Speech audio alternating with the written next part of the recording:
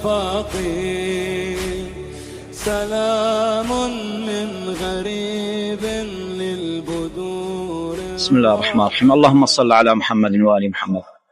السلام على الحسين وعلى علي بن الحسين وعلى أولاد الحسين وعلى أصحاب الحسين صلوات الله والسلام عليه. السلام على şuhadaina el-abrar.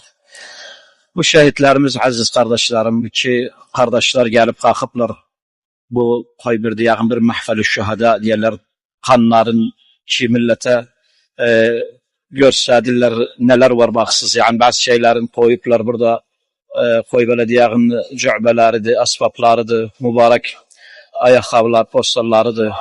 Bu bizim için bir şerefti. Cilim baca ba'bet cil koy öyle diyağın.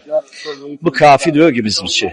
Bizim bunların temarasını her zaman yiyeceğiz. Temarasını elhamdülillah o şükür. Bazı gençlerimiz elhamdülillah bundan 10 yıl evvel bilmirdiler ne var. İndi ulaştılar bilirler nerede. Görürler. Ve avail şuhada'nın da değilsiniz. Siz avail şuhada'nı bes bu diyor ki biz resimlerin şakağın. Yani fetrede bir bunların baksınlar balaların ne ihtiyacı var. İhtiyaç diyendem yok bes maddiyen.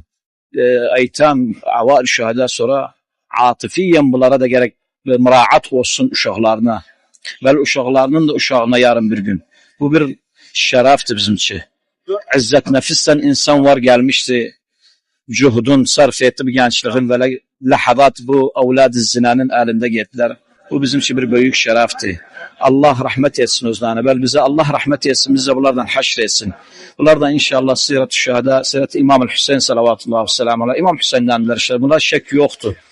Hinyalhum o nenelere, o babalara ki balaların gönderdiler, durdular. Bu köyün difa ettiler, mezhep meselesi, akide meselesi. Bunlar bizim için cilin ba'de cil gerek zikr olunsun. Ve i'lamlar cezahumallah hayır. Gerek bunlar kalksız, vacibize khasız bazı şeyleri. Olmasın böyle bir şehidin yanına geçsinler o bir sıkasın. Yok, dolanın bakın.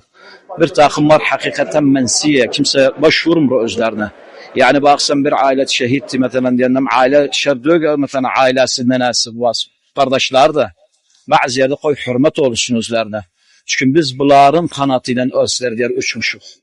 Ve hinyalhum bu fetvayı bunlar kalktılar. Cezahumallah hayır ve cezakumallah hayır inşallah. Allah hafız etsin sizi ferden. Rahmallahu aleykum.